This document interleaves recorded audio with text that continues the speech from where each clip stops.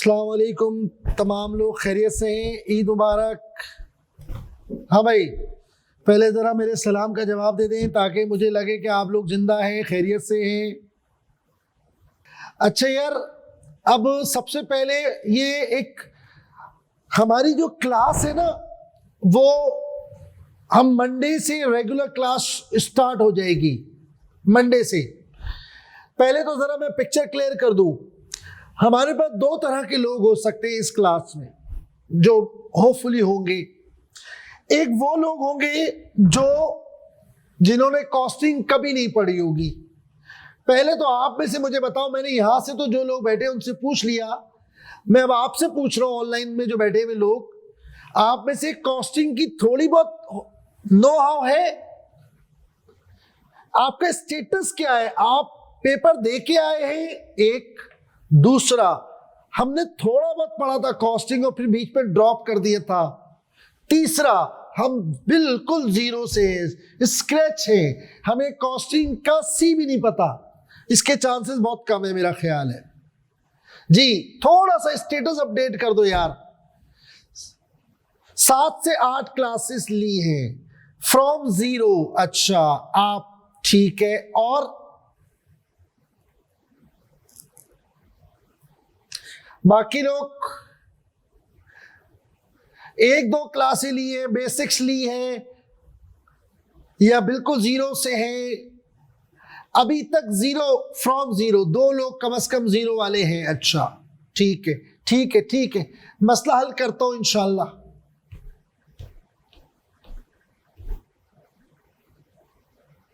जी जनाब, ठीक है, बस फिलहाल अब यहां इसको रोक देते हैं। अब देखो बेटा, स्ट्रैटेजी ये है, पहले मैं थोड़ा सिलेबस डिस्कस कर लूं।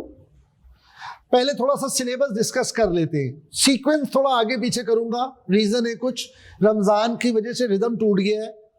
रमजान में जिस तरह क्लासें होती थी इस दफा उस तरह से नहीं हो पाई। बहरहाल कोई इशू नहीं है। अभी हमने जो रेगुलर क्लास चल रही है उसमें कॉस्टिंग फंडामेंटल्स कवर कर लिया है, उसमें हमने सीवीपी कवर कर लिया है। सही, बहुत ज्यादा कवर नहीं हो पाया। मैं मंडे से, फ्रॉम मंडे इंशाल्लाह मैं स्टार्ट करूंगा chapter number 12, that is process. सही होता बताए क्या है, असल में हुआ यह कि सबने पूरे केनेस के अंदर तकरीबन आखिरी अशरे में क्लासेस ऑफ हो गई, फिर ईद की छुट्टियां आ गई, फिर इत्तेफाक ये है कि मेरी जो क्लासेस हैं वो होती मंडे टू थर्सडे, और ईद की छुट्टियां भी उन्हीं दिनों में आई, तो मेरा गैप बहुत लंबा आ गया था। तो मुझे अंदाजा था ये गैप बहुत लंबा आ रहा है, तो मैंने सीवीपी को रोक दिया था और डिसाइड किया था कि मैं डिसीजन मेकिंग कराता पहले, लेकिन वो सीवीपी के साथ कनेक्टेड है। अब वो इतना गैप आ गया है तो मुझे ऐसा टॉपिक स्टार्ट करना है जिसमें सीवीपी बहुत ज्यादा ना आए, सीवीपी बहुत ज्यादा ना आए। आई होप मेरी बात समझ रहे हैं। लिहाजा इस वजह से मैं स्टार्ट करूंगा अब मंडे से प्रोसेस कॉस्टिंग चैप्टर नंबर 12, जो मैंने रेगुलर को दिया था, यही वाला हैंडआउट मैंने आपको दे दिया है। उस टाइम हमारी ये प्लानिंग थी, करने ये सारे के सारे हैं, लेकिन थोड़ा सीक्वेंस मैंने बदल दिया है फ्लो टूटने की वजह से। तो प्रोसेस में ना सीवीपी की जरूरत नहीं है, चैप्टर 2 की जरूरत नहीं है। Is that clear? तो हम डायरेक्ट प्रोसेस इंशाल्लाह स्टार्ट करेंगे चैप्टर 12, और ज्वाइन एंड बाय प्रोडक्ट उसके फौरन बाद, दैट इज चैप्टर 13। फिर मैं डिसाइड करूंगा कि क्या हम इस पोजीशन में हैं कि डिसीजन मेकिंग करें या फ्लो के हिसाब से पहले वेरिएंस चैप्टर 14 और 15 कर लें। ये भी हो सकता है ये करके फिर ऊपर चले जाएं। करने तो इंशाल्लाह सारे ही हैं। ये तकरीबन बेटा 15 चैप्टर हैं, 15 के करीब आपके चैप्टर हैं, 15 सही मैक्सिमम ये पूरे हैं, और ये हमने स्टार्ट करना है। अभी मेरे पास 2-3 लोगों ने ये कहा कि वो जीरो से हैं। अब मैं उसका हल पहले दे दूं। उसका हल ये है कि अभी मैं आज 1 घंटा, पौन घंटा, 1.5 घंटा जो भी टाइम अवेलेबल होगा उसमें मैं थोड़ी पुरानी बेसिक्स रिवाइज कर दूंगा, हल्की फुल्की जितनी प्रोसेस में जरूरत पड़ेगी। तो आपको मंडे को जब आप आएंगे तो बिल्कुल फ्रेश नहीं होंगे इंशाल्लाह। मीनवाइल आप एक काम करो प्लीज, 2 दिन हैं, एक आज का दिन है, एक संडे का दिन है, यानी मंडे को मैं और आप मिल रहे होंगे। तो पहला चैप्टर कॉस्टिंग फंडामेंटल्स का, अगर आप उसकी लिंक ले लो, एक्सेस ले लो और उस चैप्टर को रीड करना, पढ़ना शुरू कर दो, तो मेरी प्रोसेस की 2 क्लासेस तो सिर्फ एक्सप्लेनेशन में ही निकल जाएंगी, यानी आपके ऊपर बर्डन नहीं आएगा, ज्यादातर मैं बोलूंगा। तो उम्मीद है कि 2 या 3 दिन में या उस अगले हफ्ते में आप अगर कॉस्टिंग फंडामेंटल्स पूरा कर लोगे तो इंशाल्लाह प्रोसेस में मसला नहीं आएगा। मैं स्पेशली उन लोगों की बात कर रहा हूं जिन्होंने मुझे यहां पर मैसेज किया है फ्रॉम 0, सही, लाइक शीला और तरबिया, इन 2 लोगों ने मुझे कहा है 0, तो मैं इनसे बोल रहा हूं। रहा मसला सर व्हाट अबाउट सीवीपी, 2 चीजें हैं, रिकॉर्डिंग्स भी अवेलेबल है, प्लस मैं आखिरी महीने में 2 काम कराने का मेरा प्लान है। 2 हफ्ते यानी 1 हफ्ता आप समझो मैंने रिवीजन का रखा हुआ है, 2 से 3 चैप्टर में रिवाइज कराऊंगा, कम से कम 2 चैप्टर, उसमें शायद सीवीपी तो कंफर्म कराऊंगा और प्रोसेस भी कराऊंगा। प्रोसेस अभी करेंगे, 3 महीने बाद भी फ्रेश माइंड नहीं होगा, तो मेरा इरादा है तो 1 वीक मेरा फेब, ये कौन सा महीना है, मई है, तो सितंबर में पेपर है, तो हम जुलाई 31 तक कोर्स अगर हम खत्म कर देते हैं तो अगस्त का पहला हफ्ता मेरा रिवीजन का होगा। और दूसरे हफ्ते में मैंने एक प्लान बनाया हुआ है, और वो क्या है, मैं लास्ट 2 अटेम्प्ट के जो पेपर्स हैं वो मेरे हैंडआउट्स में मौजूद नहीं करे, मैंने अवेलेबल नहीं किए। तो मैं क्या करूंगा, मैं आखिरी हफ्ते में 4 क्लासें हैं, तो 2 दिन में 1 पेपर, 2 दिन में 1 पेपर सॉल्व करवाऊंगा। देखिए बेटा इधर 2-3 जरा इंपॉर्टेंट बात समझिएगा। जब हम किसी भी सब्जेक्ट को पढ़ रहे होते हैं तो वो सीक्वेंस में पढ़ते जाते हैं, उसमें मैं आसानियां करता जा रहा हूं, आप बड़ा मजा आ रहा है, बेहतरीन हो गया। मैं हमेशा एक बात कहता हूं कि आप कम से कम 2 से 3 सवाल हर चैप्टर के फ्रॉम स्क्रैच 0 जरूर करें, जिसमें ना मुझसे पूछें ना पीछे देखें, तो आपको पता चलता है कि आपको चैप्टर आया या नहीं आया। फिर कुछ लोग कंप्लेन करते हैं कि सर मैं एग्जाम में बैठा हुआ हूं, मुझे कैसे पता चलेगा कि वहां तो लिखा हुआ नहीं आएगा ये सीवीपी है, ये प्रोसेस है, ये डिसीजन मेकिंग है, ये वेरिएंस एनालिसिस है। तो जब तक मैं रिहर्सल नहीं करूंगा मैं एग्जाम में परफॉर्म नहीं करता, तो इसलिए मैंने 1 नहीं 2 रखे हुए हैं। तो मेरा रूटीन ये होगा कि लास्ट 2 अटेम्प्ट, अभी जो पेपर हुआ कैफ 3 का पहला पेपर और कैफ 8 का आखिरी पेपर, उसमें 2 सवाल या 3 सवाल वो वाले होंगे जो सिलेबस में नहीं है, हटा देंगे, और बाकी सारा पेपर क्लास में सॉल्व करेंगे। 2 दिन में 1 पेपर सॉल्व हो सकता है, और फिर अगले 2 दिन में 1 पेपर सॉल्व कर लेंगे। छोटे छोटे टॉपिक होगा तो छोड़ देंगे, जो बिल्कुल एंड में किए होंगे। एटलीस्ट ये समझ आ जाएगा पेपर आता ऐसे, और वो मैं आपको एग्जैक्टली उसी फॉर्मेट में अवेलेबल करूंगा। अभी तो पास पेपर कैसे मिलेंगे, मेरे हैंडआउट में मिलेंगे, तो उसका स्ट्रक्चर मैंने बदला हुआ होगा, उसमें बोल्ड किया हुआ होगा, स्पेस कर दिया होगा ताकि आपको क्लास में नजर आए। लेकिन जो ओरिजिनल पेपर जब होगा तो आप बिल्कुल, जब आप एग्जाम में जाएंगे तो आप यूज्ड टू होके जाएंगे कि मैं 2 पेपर तो देख के आया हूं, एग्जैक्टली उसी के जैसा तीसरा पेपर आएगा तो सरप्राइज पैकेज कम हो जाएगा। ये मेरा प्लान है इंशाल्लाह इस दफा करने का। तो 2 लास्ट अटेम्प्ट के पेपर मैं आखिरी 2nd वीक में मैं कराऊंगा। इसका मतलब है अगर हमने जुलाई में एंड किया तो अगस्त के पहले 2 हफ्तों में मेरे ये 2 प्लानिंग है, बस ज्यादा बातें नहीं कर रहा। 1 हफ्ता रिवीजन का, वैसे 1 दिन में हो जाता है। अगर सीवीपी को करेंगे हम 2 दिन सीवीपी में लगा देंगे, 1 दिन प्रोसेस पे लगा देंगे, 1 दिन किसी और चीज पे लगा देंगे, कोई फरमाइश आएगी, और उस 1 हफ्ते को वाइंड अप कर देंगे। और फिर अगले हफ्ते में जाके हम पास पेपर के 2 पास पेपर करेंगे, और उसके बाद फिर आप रिलैक्स अब आप अपना करें। तो आपके पास तकरीबन उसके बाद भी 3 से 3.5 हफ्ते होंगे। पेपर पता नहीं क्या डेट आई, कुछ आई है, 8-9 है क्या, 9 है, तो 9 का मतलब है 1 हफ्ते से ज्यादा सितंबर में अवेलेबल है, 2-2.5 हफ्ते अगस्त के अवेलेबल होंगे। तो होपफुली आपके पास उसके बाद यानी रिवीजन भी हो चुका, सिलेबस भी कवर हो गया, उसके बाद भी इंशाल्लाह आपके पास 3 हफ्ते मजीद होंगे जिसमें आप मजीद समेट लेंगे। आई होप मेरी बात समझ गए। अब एक और हाँ बात छोटी सी कर लूं, फ्रॉम जीरो वाले खास तौर पे उनसे मैं मंडे से हफ्ते में 2 दिन, मंडे से हफ्ते में 2 दिन क्लास के बाद कोशिश करूंगा आधा घंटा 20 मिनट 30 मिनट बैठ जाऊं। उसमें एक थर्सडे तो कंफर्म है और फिर एक ट्यूसडे शायद, तो 2 दिन में बैठ जाऊंगा लेट से। वो मैं आपको और अनाउंस कर दूंगा कौन सा दिन ज्यादा कंफर्टेबल है। थर्सडे तो डिसाइडेड है, एक और दिन पिक कर लेंगे, वो हो सकता है ट्यूसडे हो। तो ट्यूसडे और थर्सडे को हम बैठ गए लेट से, तो उसमें हम क्या करेंगे, मैं आधा घंटा पौन घंटा 1 घंटा बैठूंगा। उसमें जो खास तौर पर जिनकी बेसिक्स वीक है, जिनको कुछ बेसिक्स से रिलेटेड मसले आ रहे होंगे, फिर उस पर मैं और आप बात किया करेंगे। तो 2 या 4 क्लासें भी हो गई ना, और आपने वो वीडियोस देख ली, आप वो वीडियो देखते जाए और मुझसे सवाल करते जाए, सर मैंने वीडियो देखी थी उसमें ये वाली चीज आई थी, हम उसको कवर अप कर लेंगे। खास तौर पे फ्रॉम जीरो वाले, फ्रॉम स्क्रैच वाले। सितंबर की 5 है, तब भी तकरीबन ऑलमोस्ट 1 हफ्ता है। फिर आप उससे पीछे चले जाओ, 2 हफ्ते वहां है, तो 3 हफ्ते उसके अलावा होंगे इंशाल्लाह। आई होप यहां तक मेरी बात समझ आ गई है। ये सिलेबस है चैप्टर 1, चैप्टर 2 ऑलरेडी कवर्ड है। 12, 13 में स्टार्ट कर रहा हूं मंडे से, फिर मैं देखूंगा कि 12, 13 के बाद 14 करना है, 15 करना है।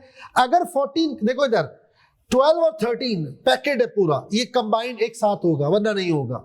इसी तरह 14, 15 में एक पैकेट है, ये भी साथ ही होगा।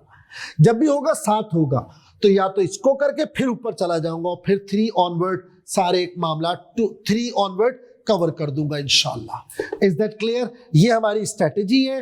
अब आप थोड़ा सा, ये पहला पेज आपको नजर आ रहा है, पेज 1 में तो ओवरव्यू दिया हुआ है। अब मैं आपको जरा समझा दूं मजीद सिलेबस किस तरह से डिवाइड हुआ हुआ है, इसको भी थोड़ा समझ ले तो बेहतर हो जाएगा। और वो क्या है जरा देखते हैं। ये देखें, आपके सिलेबस में 3 पार्ट है, 3 पार्ट मैंने उसको 3 हिस्सों में बांट दिया है, ए, बी और सी। आई होप नजर आ रहा होगा। पेज 2 पे जाओ बेटा, पेज 2 पे जाइए, पेज 2 पे जाइए, तो वहां पर जो पार्ट ए है, पार्ट ए मैंने ये वहां से उठाया आपके सिलेबस से और मेंशन भी कर दिया मैं कौन से नंबर का मेरा ये चैप्टर है। आई होप देख रहे होंगे आप। मसलन inventory valuation and measurement, that is chapter 6 in my syllabus, in my handout. Labour costing chapter 7, learning curve chapter 8, factory overhead chapter 1 and 9, activity based costing chapter 10 और मार्जिनल एंड एब्जॉर्प्शन चैप्टर 15।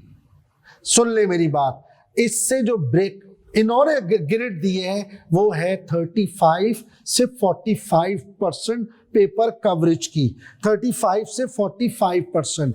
अब इधर देखो, कैफ 3 का भी एक ही paper हुआ है, आपको पता होगा।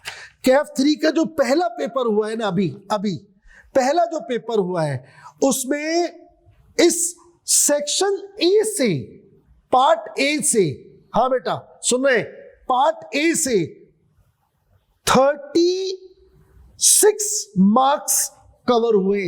36 मार्क्स किस एरिया से? ए से। इसमें लेबर कॉस्टिंग आप चाहो तो अपने पास लिख लो बेटा। लेबर कॉस्टिंग, इससे 8 नंबर का सवाल आया, नजर आ रहा है? पेज नंबर 2 पे जाओ ना, ये मैंने इस पे लिखा है ना, इधर आओ, इधर देखो, ये इस तरह से मैंने ऐसे मेंशन किया हुआ है, सही है ना? यहां आ जाए। और ऑनलाइन वालों के पास तो हार्ड कॉपी नहीं है, तो ऐसे ही लिख ले। पहले पेपर से आपको आइडिया मिल रहा है कि देखो किसी भी चीज को हल्का नहीं लेना।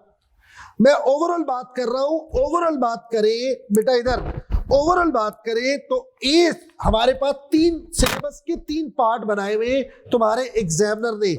उसमें जो पहला ए पार्ट है, जो ए है, उसके मार्क्स ऊपर लिखे हैं 35 से 45। और एक्चुअली लास्ट पेपर स्प्रिंग था ना, स्प्रिंग 2022 में, इसमें से जो मार्क्स आए हैं वो आपके आए हैं 8 और 7 15, 15 और 8 23, नहीं बल्कि 40 नंबर आए, सॉरी 40 आए, 8 और 7 15, 15 और 8 23, 23 और 13 40, 40 आए, चेक करना, 36 और 4 40, ठीक है।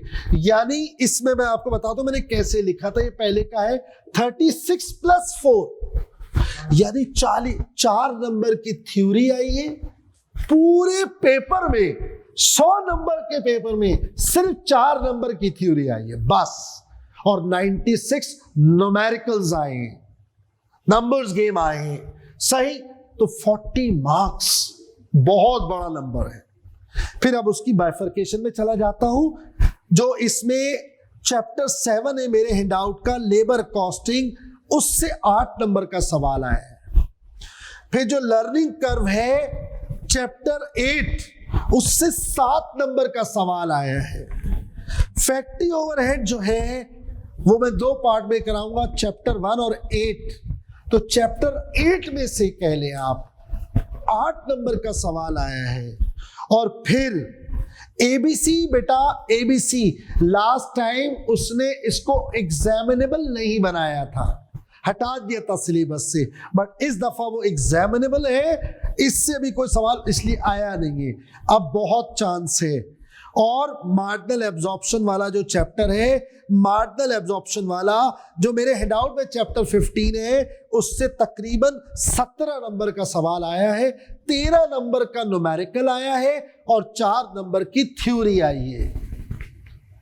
तो ओवरऑल 40 नंबर आपके कवर हुए हैं सेक्शन ए से।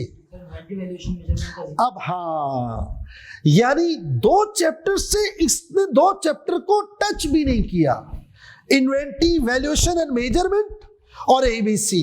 मुझसे पूछो तो इस दफा कुछ आए ना आए, ये 2 एरिया से तो एग्जामिनर जरूर, यानी आप यूं समझो 16 से 20 नंबर, ये आप माइंड बना लो, इस दफा इंशाल्लाह तुम्हारा एग्जामिनर आपको इसमें हिट मारेगा, बहुत चांस है। डन।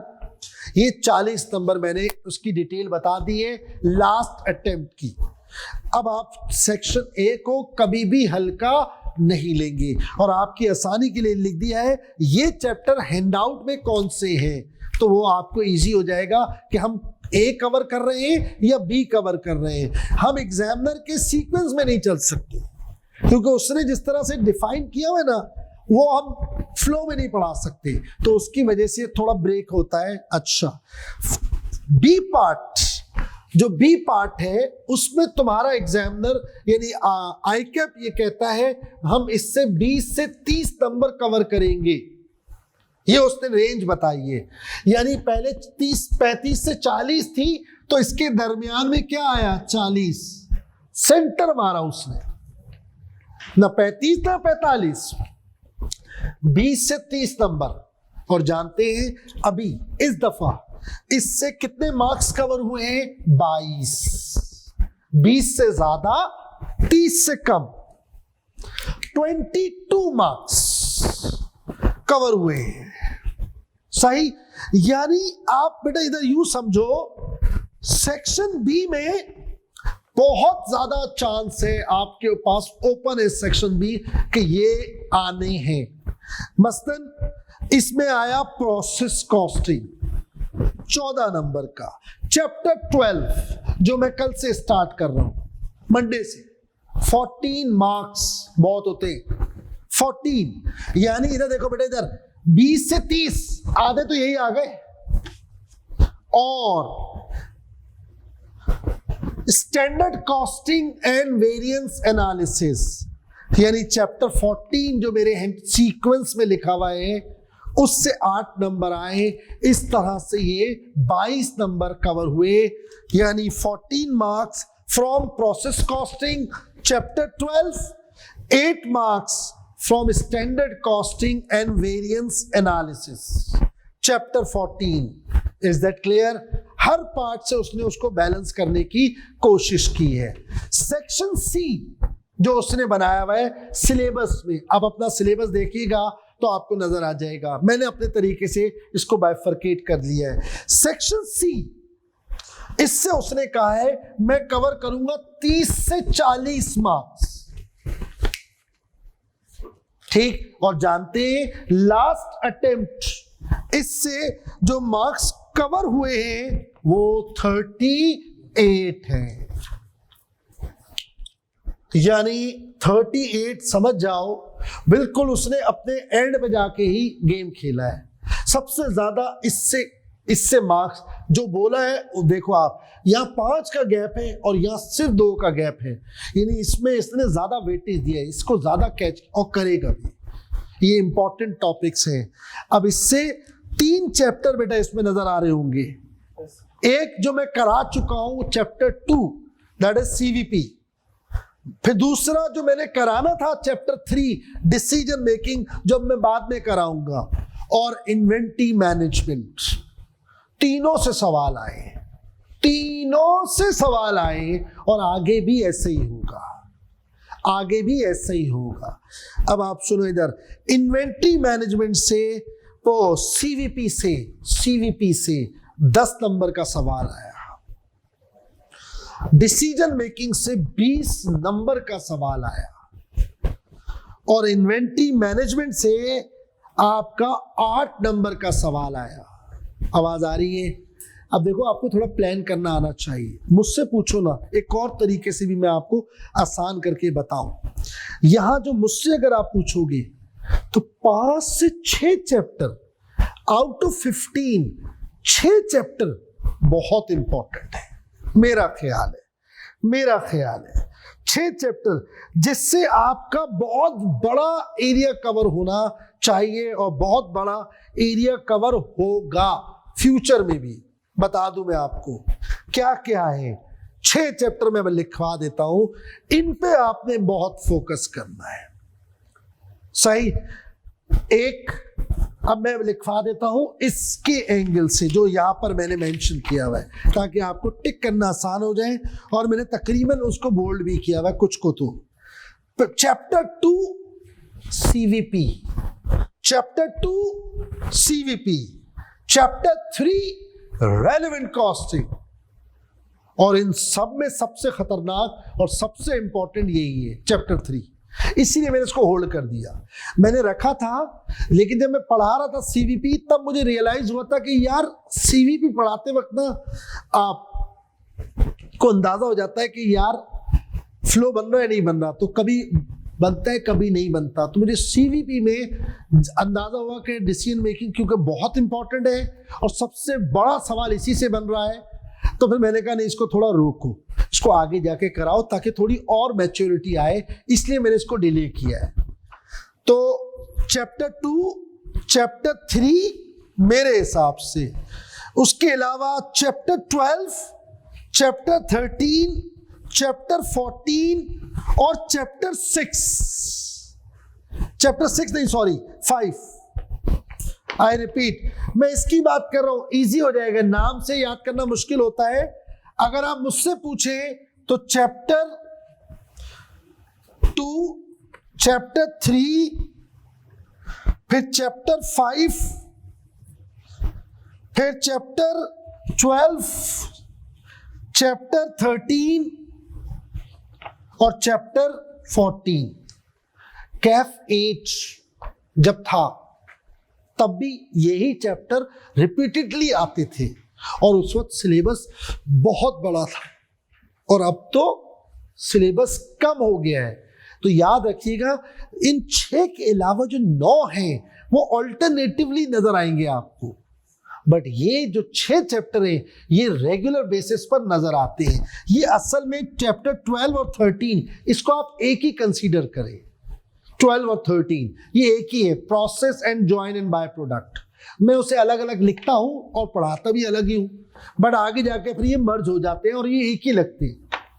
तो अब आप याद रखिएगा इनसे जो है ना अभी हमारे पास क्या बना, जरा देखें। चैप्टर 2 यानी हमारे पास चैप्टर 2, इसमें से मैं आपको बताता हूं। सबसे पहले सेक्शन ए में जो है वो भी आपकी इंपॉर्टेंस है, लेकिन इसको तो बहुत अच्छे तरीके से करना है। हाँ, 14 का ये आया वेरिएंस एनालिसिस, बल्कि वेरिएंस कौन सा है, 14 है नहीं, 8 का आया था, 8 शायद 8 का ये आया, हाँ। और प्रोसेस आया 14 का, इससे 22 नंबर कवर किए। गौर करना जरा आप इसके बाद। उसके बाद डिसीजन मेकिंग जो है तीसरा चैप्टर, 20 नंबर यहां से आया, इससे 8 नंबर आए। और chapter 5 that is inventory management, इससे 8 नंबर आए। अगर आप इनको काउंट करो तो 16, 36, 50 और 58, इसका मतलब है 58 मार्क्स तो लास्ट अटेम्प्ट में आए। मैं आपको बता रहा हूं तकरीबन 55 या 60 नंबर इन 6 चैप्टर में छुपे हुए। अगर ये 6 चैप्टर स्ट्रांग हो जाएंगे ना तो बाकी से नंबर लेना आसान हो जाएगा। ये हमारी थोड़ी सी स्ट्रैटेजी है। ये आपके सामने सिलेबस है, आपको शायद बी पार्ट नजर ना आ रहा हो तो ये मैं बता देता हूं। ये रहा बी पार्ट, सॉरी मैं देख नहीं सका था। ए और बी तो नजर आ ही रहा था आपको। सी मैं एक दफा और बता दूं, ए में इन्वेंट्री वैल्यूएशन एंड मेजरमेंट, अभी इस दफा कोई सवाल नहीं आया। लेबर कॉस्टिंग, लर्निंग का, factory overhead, activity based costing जो लास्ट ईयर नहीं था लास्ट अटेम्प्ट में, अब वो एग्जामिनेबल है। और मार्जिनल एब्जॉर्प्शन, ये तकरीबन टॉपिक है ए पार्ट के, और इसमें से 40 नंबर कवर हुए हैं। इसका मतलब है इसमें से हम कोशिश करेंगे इन्वेंट्री वैल्यूएशन को और एक्टिविटी बेस को थोड़ा ज्यादा बेहतर कर लें ताकि हमारे नंबर कवर हो जाए। बी पार्ट तकरीबन इसमें से आए 2 चैप्टर हैं, प्रोसेस और स्टैंडर्ड। तो इसका मतलब है ज्वाइन एंड बाय के चांसेस बहुत हैं, इंट्रीज के चांसेस बहुत हैं, जॉब ऑर्डर सर्विस कॉस्टिंग के चांसेस बहुत हैं। ठीक है, और अगले वाला तो याद रखिएगा हर दफा आएगा, रिपीट होगा। ये रिपीट टेलीकास्ट है, ये तकरीबन आप समझो ये रिपीट टेलीकास्ट है। आप अगर 10 पेपर उठाओगे ना, 9 में आपको ये मिलेंगे, सही है ना। 90 या 80% ये सवालात आने हैं, ये मैं बता दूं। ये कैफ 8 से ऑब्जर्व कर रहा हूं मैं, इनको तो कभी नहीं छोड़े आप, कभी भी ये सोच के नहीं छोड़ेगा लास्ट टाइम में आगे शायद ना आए, बता रहा हूं ये आएगा। सही, ये 5 में से इंशाल्लाह 6 में से इन 6 चैप्टर पे जरा फोकस आपका बेहतर होना चाहिए। सर इन्वेंट्री वैल्यूएशन और इन्वेंट्री मेजरमेंट अलग-अलग चैप्टर है। इन्वेंट्री वैल्यूएशन हाँ, और इन्वेंट्री मेजरमेंट अलग-अलग चैप्टर है। कौन सा चैप्टर है? चैप्टर 5 हाँ, अलग उसमें फीफो लिफो है। सर आपने स्टार्ट करवा दिया शायद, मुझे बचा था क्या चीज? फीफो लिखो। वो तो आते रहता है। फीफो लिफो तो पार्ट 1 की चीज है ना, यानी वो बेसिक्स है, प्रॉपर नहीं किया, वो अभी करूंगा आगे जाके।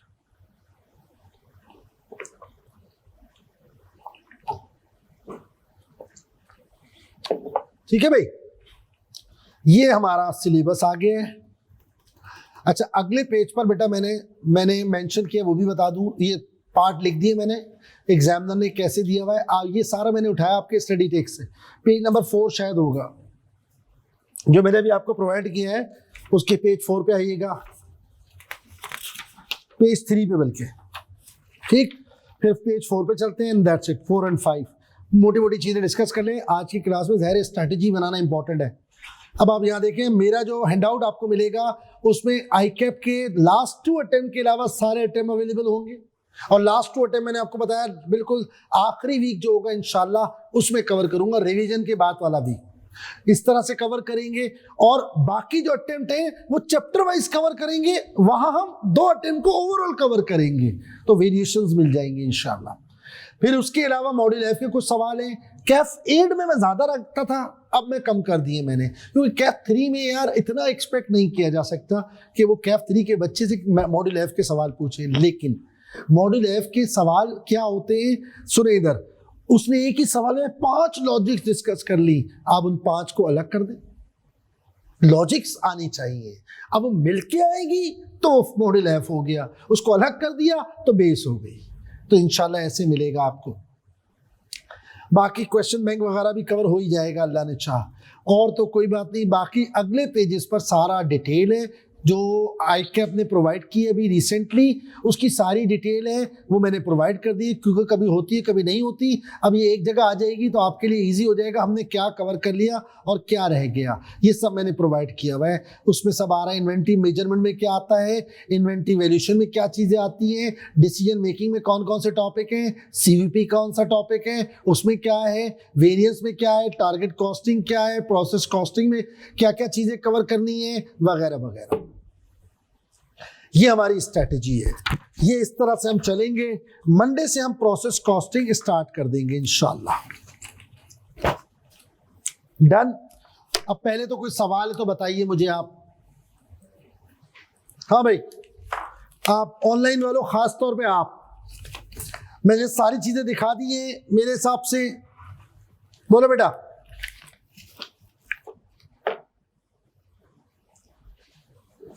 आप सवाल सोचें, कोई चीज पूछनी है पूछें, फिर मैं कुछ चीजें आज थोड़ी सी, ताकि कल आप बैठे तो मुश्किल ना हो, बिल्कुल ही एकदम जीरो ना हो आप।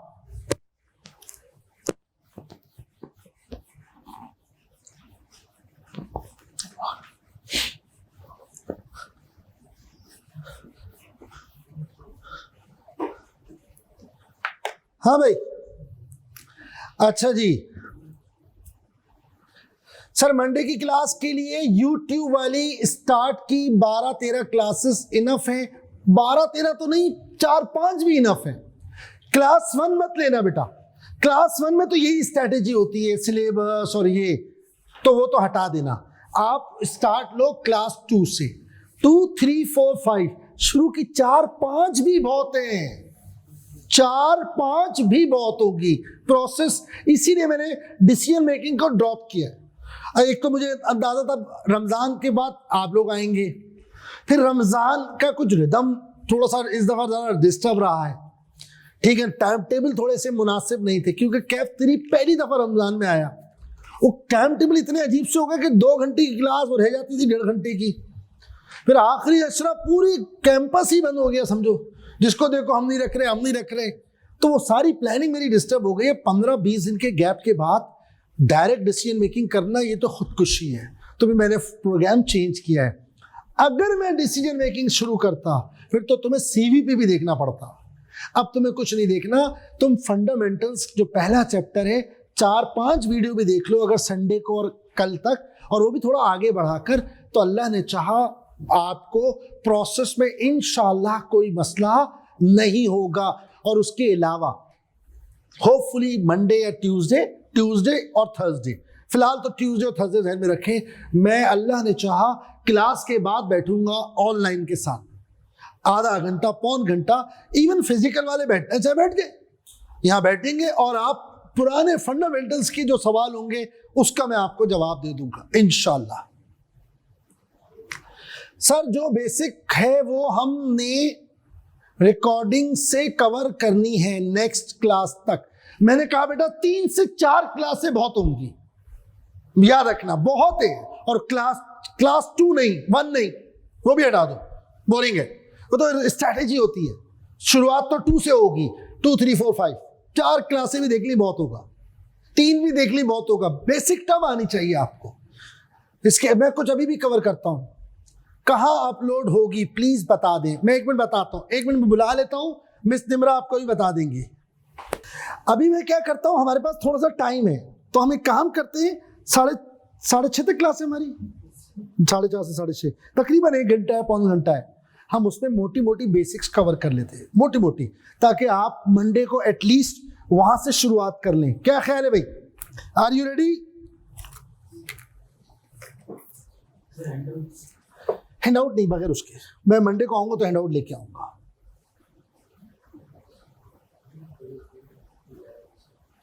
हाँ भाई ठीक है भाई।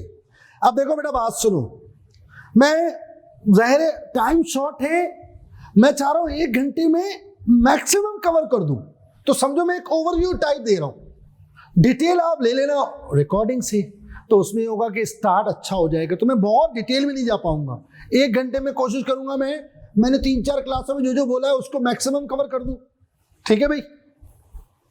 देखिए भाई, हमारे पास जो इदारे होते हैं ना, इदारे वो 3 तरह के होते हैं, एक सर्विस ऑर्गेनाइजेशन, एक ट्रेडिंग ऑर्गेनाइजेशंस और एक manufacturing organisations. Service organisations, trading organisations और मैन्युफैक्चरिंग ऑर्गेनाइजेशंस। होपफुली जब आप ये टॉपिक देख रहे होंगे तो ये लेक्चर 3 में होगा। इवन आप लेक्चर 2 भी छोड़ सकते हैं, मुझे लगता है उसके अंदर भी बहुत सारी कॉन्सेप्ट्स हैं, लेकिन चले रिस्क ना ले, मुझे एग्जैक्टली याद नहीं आ रहा। 3 में तो पक्का ही आ जाएगा, बट 2 में भी ऑब्जेक्टिव ऑफ अकाउंटिंग, कॉस्टिंग क्या है, फिर उसके डिफरेंस क्या है, रिपोर्टिंग क्या है, लेकिन शायद 2 से थोड़ा ये बेसिक स्टार्ट हो गई थी, हो जाती है। डर है? आगे सुनो। सर्विस आप जानते हैं, केएनएस आपका एक सर्विस इदारा है, बैंक्स आपके सर्विस ऑर्गेनाइजेशंस हैं, transportation, airlines, rangers, police, army, courts, ये सब सर्विस सेक्टर्स हैं। सही? जाहिर है आप जानते हैं इसमें क्या डिफरेंट होता है। ट्रेडिंग और मैन्युफैक्चरिंग में आप फर्क जानते हैं। आप जब रेडीमेड चीज बेच रहे हो, डायरेक्ट परचेज एंड सेल कर रहे हो, यू आर अ ट्रेडर, और जब आप बनाकर बेच रहे हो, you are a manufacturer. Toyota company manufacturing company है, लेकिन एक शोरूम वाला ट्रेडर है। डॉलर मार्कर वाले, स्नोमैन मार्कर वाले मैन्युफैक्चरर हैं, बुक स्टॉल वाला एक ट्रेडर है। फर्नीचर बनाकर बेच रहे हो, यू आर अ मैन्युफैक्चरर, लेकिन अगर आप इंपोर्ट कर रहे हो चाइना से और फिर बेच रहे हो, यू आर अ ट्रेडर। तो ये फर्क भी समझ आ गया।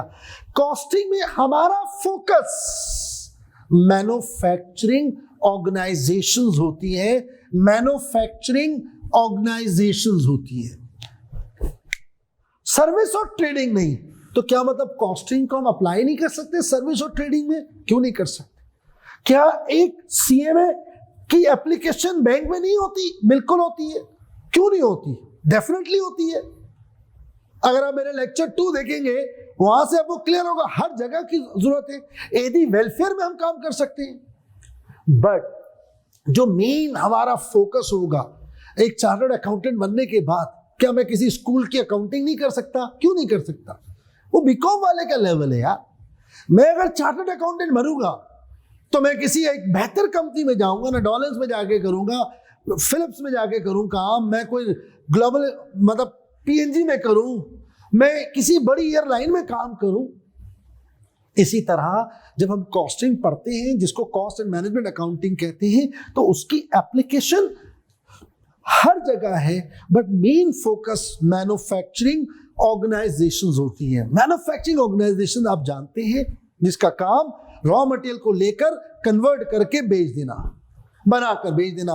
वो इदारे जो लकड़ी को फर्नीचर में कन्वर्ट कर रहे हो, उन्हें कहते हैं मैन्युफैक्चरिंग ऑर्गेनाइजेशन। वो इदारे जो सीमेंट, बजरी, लोहा, दरवाजे, खिड़की, aluminium, marble, size, colour, polish को कन्वर्ट कर रहे हो बिल्डिंग के अंदर, उनको कहते हैं मैन्युफैक्चरिंग ऑर्गेनाइजेशंस। वो इदारे जो फ्रेम्स को, स्ट्रक्चर को, यानी उसे हम क्या कहेंगे, स्टील कह लें, उसे कन्वर्ट कर रहे हो गाड़ी में, उसे कहते हैं manufacturing organisations. Even manufacturing organisations में असेंबलर्स भी आ जाते हैं।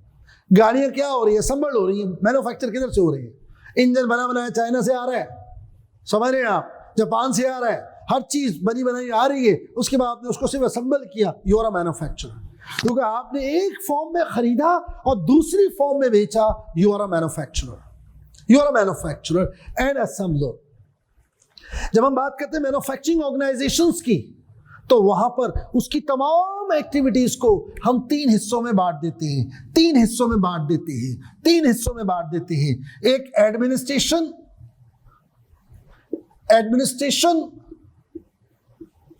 डिपार्टमेंट, दूसरा फैक्ट्री, और तीसरा selling and distribution. Selling and distribution 3 बड़ी क्लासिफिकेशन है। सर फाइनेंस कहाँ आएगा? यहां आएगा, सही ना? सर स्टोर कहां होगा? यहां होगा। एडवर्टाइजमेंट कहां आएगी? यहां आएगी, सही है। तो मुख्तलिफ, फिर उसकी बाइफर्केशन, उसकी सब डिविजन्स, वो एक अलग कहानी है। मैन्युफैक्चरिंग ऑर्गेनाइजेशंस को हम, उसकी एक्टिविटीज को हम 3 हिस्सों में बांट सकते हैं। एक एडमिनिस्ट्रेशन, जिसका काम है रूल्स एंड रेगुलेशन बनाना, पॉलिसीज एंड प्रोसीजर्स बनाना, जो ये बताए कब इदारा खुलेगा, कब बंद होगा, जो लीगल प्रोसीडिंग्स को फेस करे, जो मुख्तलिफ डिस्प्यूट्स को मैनेज करे, जो अकाउंट्स को मैनेज करे, ये है एडमिनिस्ट्रेशन। इसका काम है सिर्फ बनाना, पागल नहीं, प्रोडक्ट बनाना। वो इदारा जो कन्वर्जन में बिजी है, वो डिपार्टमेंट जो कन्वर्जन में बिजी है, वो डिपार्टमेंट जहां लकड़ी फर्नीचर बन रही है, वो डिपार्टमेंट जहां प्लास्टिक मार्कर बन रही है, वो डिपार्टमेंट जहां मटेरियल कप बन रहा है, ग्लास बन रहा है, वो फैक्ट्री है। मैन्युफैक्चरिंग डिपार्टमेंट है, प्रोडक्शन डिपार्टमेंट है, फैक्ट्री है, और वो जो बेचने में लगा हुआ है उसको सेलिंग एंड डिस्ट्रीब्यूशन कहते हैं या मार्केटिंग भी कह सकते हैं। हमारा फोकस, याद रखना, हमारा फोकस किस पर है? फैक्ट्री पर। बल्कि इससे पहले एक और चीज भी बताऊं, एक और चीज भी, आपने अकाउंटिंग पढ़ी होगी थोड़ी बहुत। तो अकाउंटिंग का ऑब्जेक्टिव क्या है? Financial reporting. फाइनेंशियल रिपोर्ट्स होती हैं, फाइनेंशियल रिपोर्ट्स मैं ये भी कवर कर दूं थोड़ा सा जल्दी जल्दी। फाइनेंशियल रिपोर्टिंग, फाइनेंशियल रिपोर्ट्स पता है आपको कौन कौन सी? मेन 3। नंबर 1 क्या? Income statement. नंबर 2 क्या बात है? Number 2 balance sheet. और तीसरी, हाँ वो तो यार डिस्क्लोजर्स भी है, कैश फ्लो स्टेटमेंट। मैं उसकी बात कर रहा हूं, न्यूमेरिकल्स की।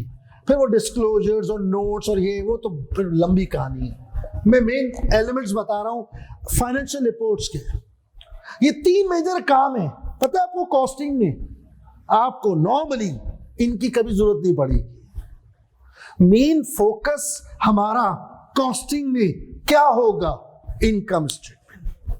सर्विस ऑर्गेनाइजेशन की तो कैसे बनाते हैं? आपको आती है। ट्रेडिंग की कैसे बनाते हैं? आपको आती है। फाइनेंशियल अकाउंटिंग में सिखाया जाता है। और हमारे यहाँ मैन्युफैक्चरिंग की इनकम स्टेटमेंट कैसे बनेगी, वो हमने फोकस करना है। ट्रेडिंग वाला क्या कर रहा है? खरीदा मार्कर, बेच दिया। जो मार्कर खरीदा परचेजेस, जो पहले का पड़ा है ओपनिंग स्टॉक, और जो अब पड़ा है एंडिंग स्टॉक।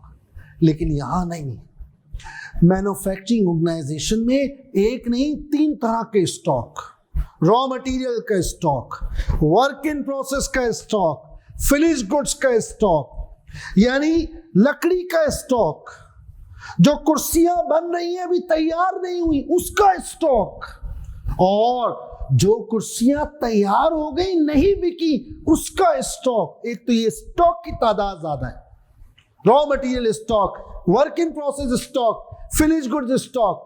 मैं सारी टर्म दे रहा हूं, कोशिश कर रहा हूं ताकि कल आप मंडे को मैक्सिमम आपकी नॉलेज में हो। कौन कौन सा स्टॉक बोलो मैंने आपसे, फरमाइए। रॉ मटेरियल, दूसरा, हाँ बेटा, वर्क इन प्रोसेस स्टॉक, तीसरा फिनिश गुड्स। सही है?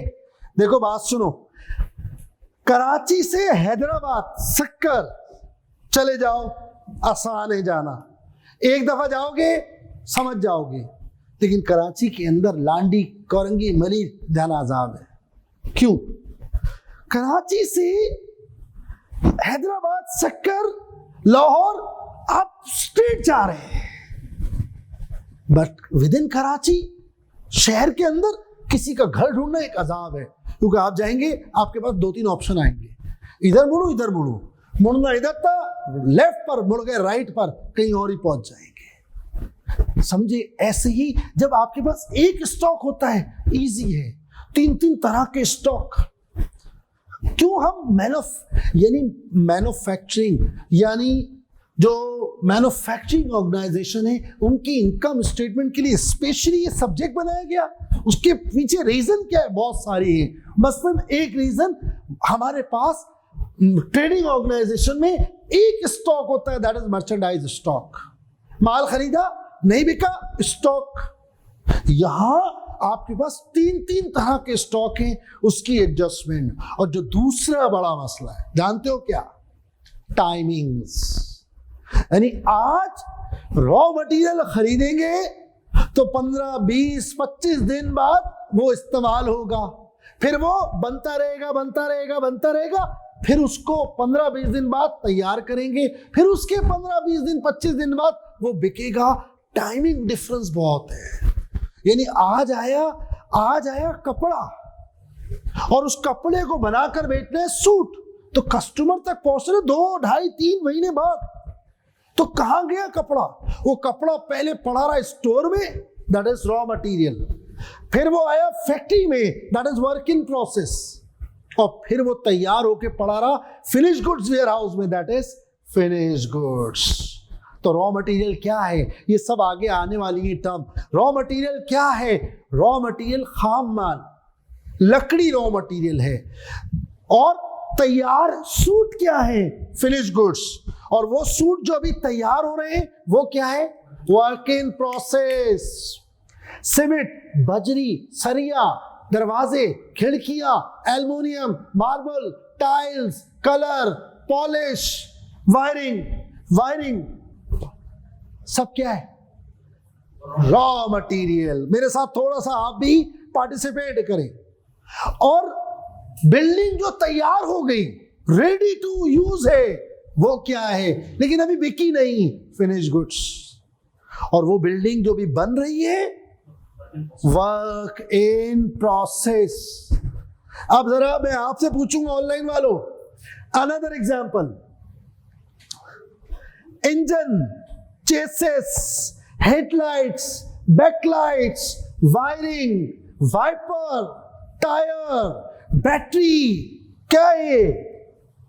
बोलो भाई जल्दी से। रॉ मटेरियल, शाबाश, रॉ मटेरियल, ग्रेट। वो गाड़ियां जो तैयार खड़ी हुई है बिकने के लिए, उनको क्या नाम देंगे आप जनाब? प्लीज। तैयार बेटा, तैयार। मुजाहिद तैयार, फिनिश गुड्स। मुजाहिद फिनिश गुड्स।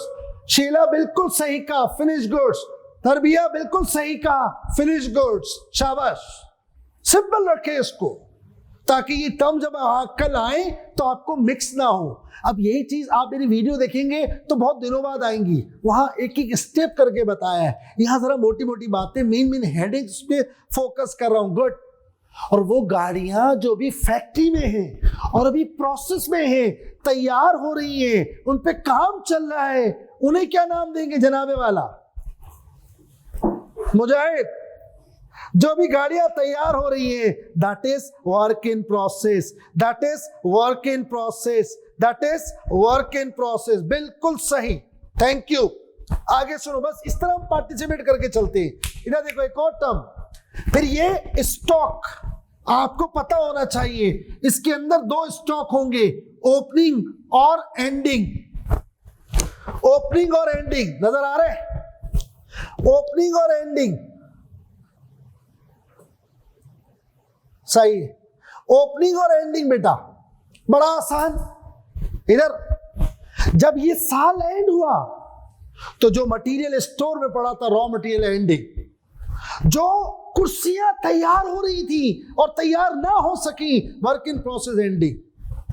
और जो माल तैयार पड़ा था बिकने के लिए, बिक ना सका, finish goods ending. Very next day, very early morning, सुबह 9 बजे आऊंगा, अगले साल की वेरी फर्स्ट डे वो हो जाएगा ओपनिंग। That's it. तो ये छोटी छोटी एक्सप्लेनेशन थी, वो मैं देता जा रहा हूं। आई होप थोड़ी हेल्प मिल रही होगी। डन है? एक छोटी सी बात अभी इन सारी कंक्लूजन में, सर ट्रेडिंग ऑर्गेनाइजेशन की इनकम स्टेटमेंट और सर्विस की इनकम स्टेटमेंट, उसको तो हमने फाइनेंशियल अकाउंटिंग में कवर कर लिया, और मैन्युफैक्चरिंग ऑर्गेनाइजेशन की जब इनकम स्टेटमेंट आई तो पूरा सीएमए का कोर्स बना के बैठ गए आप। क्या मसला है? ऐसा क्या है कि पूरा course service, trading, financial accounting, एक छोटा सा टॉपिक है, जा वो जा, income statement, balance sheet, cash flow भी पढ़ रहे, सब पढ़ रहे, उसके साथ इनकम स्टेटमेंट पढ़ ली। बट मैन्युफैक्चरिंग के लिए आपने पूरा सीएमए का कोर्स बना दिया। रीजन इसके अंदर बहुत सारी हो सकती है, लेकिन अगर मुझसे पूछो, टाइमिंग डिफरेंस और लेवल ऑफ स्टॉक्स कई है। आज आ रहा है रॉ मटेरियल, 15, 20, 25 दिन बाद इस्तेमाल हो रहा है, वहां इशू। फिर जो बन रहा है और जो बन गया, यानी रॉ मटेरियल से तैयार होने के अंदर एक टाइमिंग डिफरेंस, फिर उसके अंदर इश्यूज, और फिर वो तैयार होके वेयर हाउस पहुंचा, उसके अंदर इश्यूज। तो टाइमिंग डिफरेंस और मोर स्टॉक्स, ये रीजन बनती है आपकी जो कॉस्टिंग के अंदर। हमने स्पेशली इसको डिस्कस कर रहे हैं। तो आई होप यहां तक क्लियर हो गया बेटा, सबको समझ आ रहा है। अब आगे सुनो, अभी छोड़ दो उसको, पीछे वाले को समझा करो।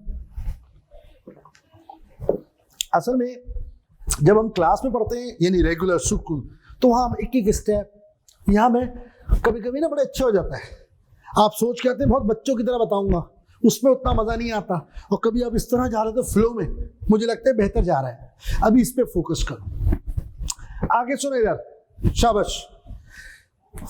दुनिया की कोई भी फैक्ट्री हो, चाहे वो टेक्सटाइल हो सेक्टर हो, कंस्ट्रक्शन इंडस्ट्री हो, फर्नीचर की इंडस्ट्री हो, वो मार्कर बना रहे हो, वो पाकिस्तान में हो या पाकिस्तान से बाहर हो, दुनिया के किसी भी मुल्क में किसी भी इदारे की फैक्ट्री हो, याद रखना उस फैक्ट्री के अंदर जो एलिमेंट्स कॉस्ट है, जो कॉस्ट होती है फैक्ट्री की, वो उसके जो एलिमेंट्स हैं वो 3 ही होते हैं, दैट इज मटेरियल, लेबर और एक्सपेंसेस। याद रखिएगा। चौथा कोई और एलिमेंट नहीं है, दैट्स इट। चौथा कोई और एलिमेंट नहीं है, बिलीव मी। चाहे वो अमेरिका में हो कोई फैक्ट्री, पाकिस्तान में हो, वो टेक्सटाइल हो, वो शुगर इंडस्ट्री हो, वो छोटा सा सेटअप हो, एक छोटा सा फर्नीचर बनाने की सेटअप हो, वो ऑटोमोबाइल इंडस्ट्री हो, टोयोटा होंडा की तरह हो, जहां भी चले जाएं, आप जब इदारे में जाएंगे, उसकी फैक्ट्री में जाएंगे, और वहां जब आप खर्चों को देखेंगे, तो आप उन्हें 3 हिस्सों में डिवाइड कर सकते हैं। One is material, the other is labour, and third one is expense. What is material? Being a human we can not create anything. मेरी आपकी औकात नहीं हम कुछ चीज बना सके। We only change shapes. अल्लाह ने दरख्त दिया, उसको काटा तो फर्नीचर बना दिया। अल्लाह ने कपास दी, कपास से धागा, धागे से कपड़ा, कपड़े से सूट। मैं और आप क्या पहने हुए? कपास। समझ रहे हैं आप? मैं और आप क्या पहने हुए? कपास। अल्लाह ने एक सिस्टम, अल्लाह ने जो दिया है ना, हम सिर्फ उसको कन्वर्ट कर सकते हैं। हमें वो भी अल्लाह ने, उसकी भी अहलियत अल्लाह ने दी है कि तुझे इसको किस तरह से रीशेप करना है, तो हम कन्वर्ट करते हैं। याद रखिएगा इस छोटी सी बात को। आप कोई चीज नहीं बना सकते, आप सिर्फ ये कहते क्या बनाना है, ये दे दो। फर्नीचर बनाना है, लकड़ी दे दो। लकड़ी चाहिए, दरख्त दे दो। दरख्त चाहिए, बीज दे दो। धागा, सूट सीना है, कपड़ा दे दो। कपड़ा चाहिए, धागा दे दो। धागा चाहिए, कपास दे दो।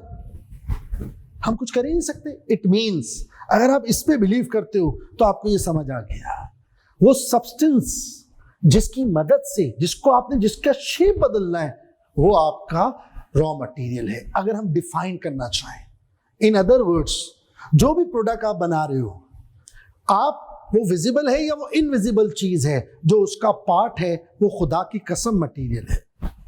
कुर्सी है, ये कुर्सी आपको शायद नजर आ रही हो, इस कुर्सी को आप देखें, इस कुर्सी में जो जो लगा हुआ है वो मटेरियल है।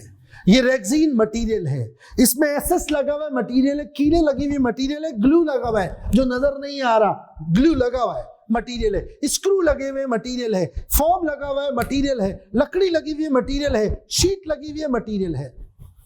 गाड़ी की बात करें, इंजन, चेसिस, टायर, बैटरी, तारे, wiper, tyres, battery, sound system, AC system, even spare wheel, mirrors, glasses, even रबड़े। दरवाजा बंद हो तो उसकी आवाज कम आए, उसके लिए रबर्स, नट्स, बोल्ट्स, स्क्रूज, खुदा की कसम सब मटेरियल है जो उसका पार्ट हो सकता है वो बहुत ही विजिबल हो, लाइक जैसे सामने नजर आ रहा है, लेकिन कुछ ऐसी भी चीजें होंगी जिसके बगैर गाड़ी नहीं बन सकती, बट वो आपको शायद नजर भी नहीं आएगी। वो एक मैकेनिक को पता होगा, मुझसे ज्यादा, आपसे ज्यादा मैकेनिक को पता होगा इसके अंदर क्या क्या लगा हुआ है। मेरा छोटा भाई वो ऑटो इंडस्ट्री में काम करता है, वो उसका मार्केटिंग साइड पर होता है, उससे आप बैठ के बात करें वो एक लंबी लिस्ट लगा देगा पार्ट्स की। मैं एक चीज पूछता हूँ, कहते हैं ये 10 आती है। उससे पूछे वो फलाना फिल्टर, कहेगा कौन सा वाला? अबे भाई फिल्टर चाहिए, कह रहे कौन सा वाला? यार ऑयल कौन सा वाला? मेरा क्या मतलब? वो लंबी लाइन उसके पास मौजूद है ऑयल की। उससे पूछ लो फलाना चीज, वो 10 पूछेगा। अबे भाई मुझे नहीं पता यार, ये मॉडल है, ये है। हाँ भाई मॉडल बता दे मुझे, गाड़ी बताएं, अच्छा ये है मॉडल, ये है, रनिंग इतनी है, ये ऑयल, कोई भी हो, जस्ट बात बता रहा हूं, समझ ले मेरी जज्बात। सुनो इधर, चलो आगे, पक्का समझ आ रहा है बेटा? सुनो अब आगे, शाबाश। तो मटेरियल समझ आ गया। लेबर आप जानते हैं, फैक्ट्री में कोई भी काम कर रहा हो, चाहे वो प्रोडक्शन कर रही हो लेबर फैक्ट्री में हो, लेकिन या वो उसको सुपरवाइज कर रही हो, या वो उस फैक्ट्री का मैनेजर हो, या फैक्ट्री का स्वीपर हो, या फैक्ट्री का गार्ड हो, वो लेबर जिसका ताल्लुक फैक्ट्री से है, जिसको हम पे कर रहे हैं फैक्ट्री की वजह से, इसकी वजह से नहीं, इसकी वजह से नहीं। समझ आ गई बात? और अगर कोई लेबर यहां काम कर रही है, एक मैनेजर को उठाया यहां ले आए, तो उसका खर्चा यहां पर काउंट होगा। यहां से उठाया यहां ले गए, तो वो खर्चा वहां काउंट होगा। मेरे एक दोस्त, मैंने भी रिसेंटली शायद आपको बताया हो, उसने आईबीए से पास आउट किया, अभी बात हो रही थी शायद, ठीक है ना? आईबीए से पास आउट किया। पहले वो कहाँ था मुझे अच्छी तरह याद है, वो यहाँ पर था मार्केटिंग साइड पर, फिर उसको यहाँ ले आए किसी वजह से, वो कोई मसला था सियासी, पीएसओ में काम कर रहा था, फिर यहाँ ले गए। जब वो यहाँ काम कर रहा है, उसको जो पे किया जा रहा है वो फैक्ट्री की कॉस्ट है। जब वो वहां चला गया, बल्कि सॉरी यहाँ नहीं लाए, यहां से यहाँ ले आए। अभी रिसेंटली एक साहब मिले, पूछा भाई वो कहें, वो वहां थे के इलेक्ट्रिक में थे शायद, हाँ के इलेक्ट्रिक में, पहले वो यहां पर कहीं थे, फिर उनको यहां भेज दिया, फिर वो वापस यहां आ गए।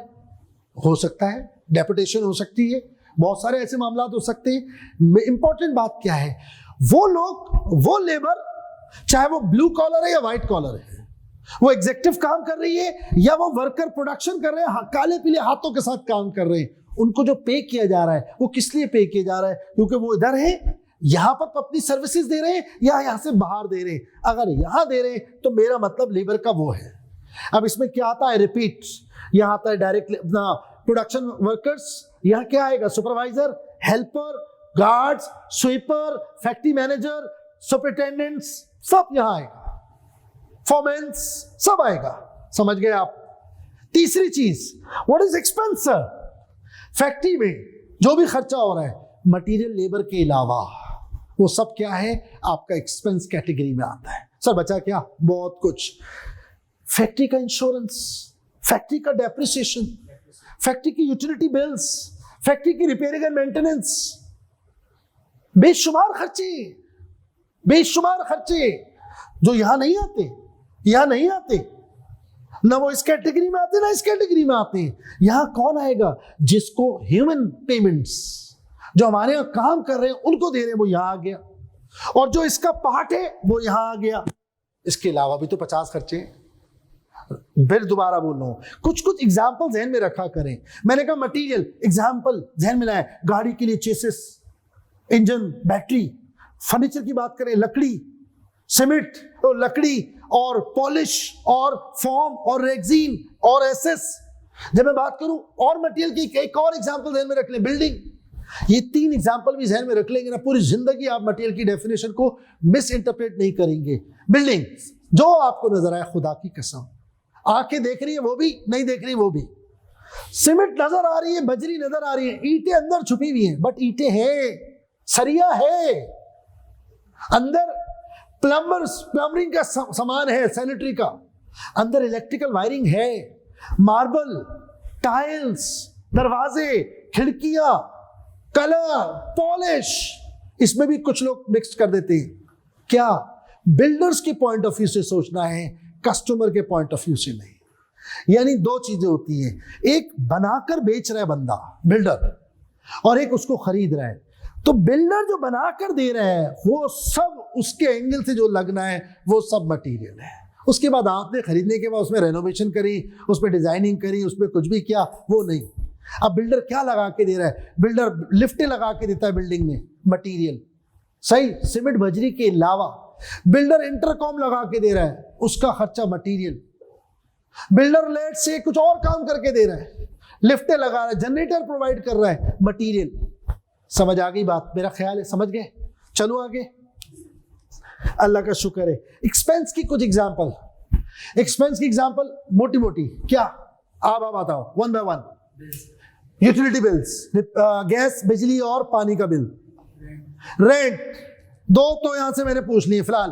अब आप लोग बोले भाई एक एक एग्जांपल, एक एग्जांपल जहन में लाए, फिर कुछ मैं दूंगा, इनमें से 3-4 एग्जांपल एटलीस्ट जहन में रखें। एक्सपेंस की एग्जांपल बेटा जी, जल्दी से।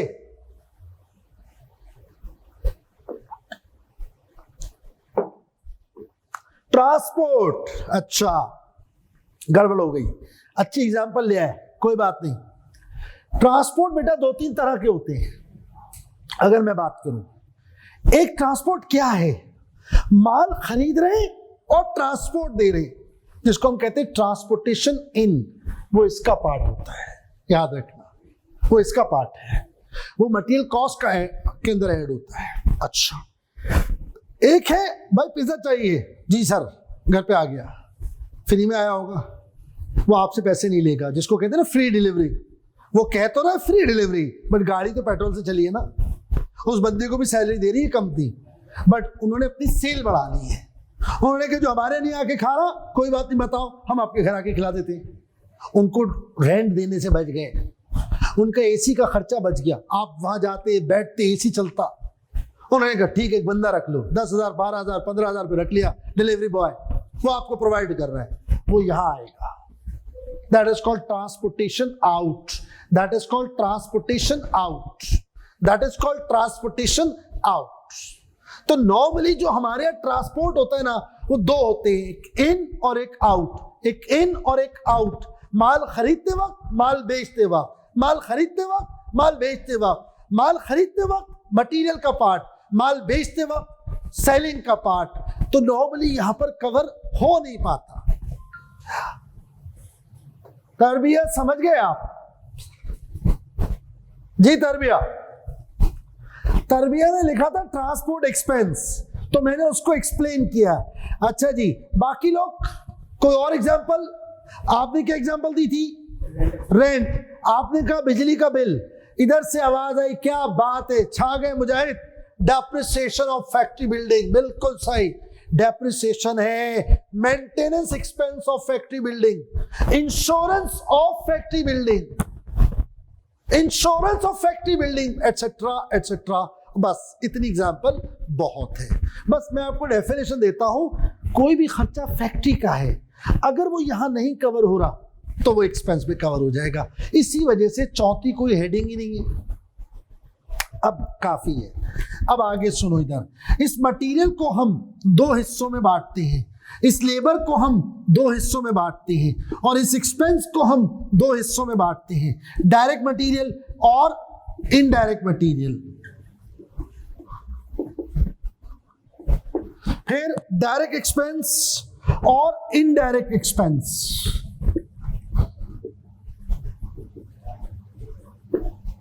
और सॉरी, डायरेक्ट लेबर और इनडायरेक्ट लेबर, और डायरेक्ट एक्सपेंस और इनडायरेक्ट एक्सपेंस। हाँ बेटा, इसका मतलब है पहला स्टेप मुझे पता होना चाहिए, दुनिया की किसी भी जगह पे चला जाऊं, फैक्ट्री का मतलब 3 तरह के खर्चे होंगे, एक मटेरियल, एक लेबर, एक एक्सपेंस। फिर उन तीनों को मैं आराम से दो हिस्सों में बांट सकता हूं, आइदर डायरेक्ट और इनडायरेक्ट। डायरेक्ट और इनडायरेक्ट क्या फर्क है, क्या डिफरेंस है, क्या लफ्ज ज़हन में आता है, क्या मतलब ज़हन में आता है? क्या बात है, तुमने मुझसे पढ़ा है ना, इसीलिए फौरन ठक करके जवाब आया। तुम्हारा भी यही आंसर है भाई? यहां से तो 2 बड़े अच्छे आंसर आए, लेकिन वो मसला ये कि वही दे दी जो मैं चाह रहा था। मैं तो चाह रहा हूं कि कोई और आए ताकि मैं उस पर थोड़ी बातचीत करूं। हाँ भाई, डायरेक्ट इनडायरेक्ट, जी जनाब, हल्का सा बता दें अगर आप मुझे जी, व्हाट इज डायरेक्ट और इनडायरेक्ट, क्या डिफरेंस है? कोई बताना चाहेगा? सन्नाटा छा गया है, बोलो भाई। तरबिया, डायरेक्ट इज प्राइम कॉस्ट। यार ये तो बेटा मुश्तबा मुजाहिद, सॉरी मुजाहिद वो तो एक अगली टर्म है ना। फॉर एग्जाम्पल मैं एक चीज के दो नाम है, आपने तो दो नाम बता दिए कि डायरेक्ट कॉस्ट को प्राइम कॉस्ट भी कहते हैं। These are two names. Important बात है प्राइम कॉस्ट है क्या, डायरेक्ट कॉस्ट है क्या। डेफिनेशन नहीं आ रही, क्राइटेरिया नहीं आ रहा, आप ऑल्टरनेट नाम बता रहे हैं। यूएसए अमेरिका में है क्या, लोकेशन क्या है वो मुझे भी पता है। यूएसए अमेरिका को कहते हैं, यूके को हम इंग्लैंड भी कहते हैं। तो नाम है बट किस चीज के, वो नाम आपने बताया है, एग्जैक्टली डेफिनेशन नहीं बताई। मुजाहिद बोलो भाई प्लीज, थोड़ा बहुत तो बताओ यार, थोड़ा सा। व्हाट इज डायरेक्ट और इनडायरेक्ट, व्हाट इज डायरेक्ट और indirect?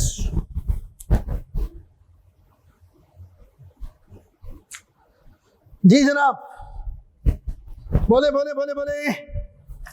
Traceable with cost objects. अबे सारे वहीं जा रहे हो, ये सब कहीं ना कहीं मेरी वीडियो देखी हुई तुम लोगों ने, वरना डायरेक्ट जवाब आता ही नहीं है, गारंटीड है। गुड यार good. Traceable directly related to cost of material. हाँ तरबियत तुमने तो मुझसे कंफर्म नहीं पढ़ा, क्योंकि तुम्हारे जवाब से मुझे पता चल गया मुजाहिद ने मुझसे कहीं ना कहीं पढ़ा है, पता नहीं कि मुझे ऐसा लग रहा है। मुजाहिद यस और नो, बेसिक की क्लास तो तूने मुझसे ली मुजाहिद, क्योंकि सब लोग बोलते हैं ट्रेसेबल कॉस्ट ऑब्जेक्ट नहीं, बेसिक लिए। देखा मुजाहिद कैसा, मैंने पकड़ा नहीं पकड़ा, ये आंसर तो मेरे स्टूडेंट देता है फौरन। चले गुड यार, कोई बात नहीं, थैंक यू। हाँ बेटा इधर आ जाओ, बिल्कुल सही। सुने इधर,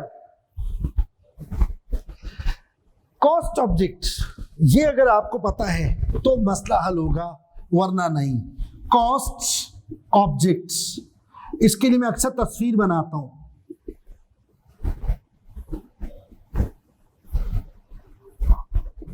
पर ठीक है यार, सही है। कॉस्ट ऑब्जेक्ट कहते हैं, आप में से कुछ लोगों को शायद ये कॉस्ट ऑब्जेक्ट पता ना हो, सादा लफ्जों में कहते हैं रीजन ऑफ कॉस्ट। यहां पर एसी चल रहा है, क्यों? आपकी वजह से। यहाँ कैमरा और मुख्तलिफ नेट की सर्विसेज दी जा रही है, क्यों? आपकी वजह से। एसी चल रहा है फिजिकल वालों की वजह से, नेट की सर्विसेज दी जा रही है ऑनलाइन वालों की वजह से। You are cost objects, reason of cost. अगर कोई खर्चा हो रहा है तो कोई तो वजह है ना। मैं अभी पेट्रोल खर्च करके यहां आया हूं आपकी वजह से, मैं पहले तो नहीं आया।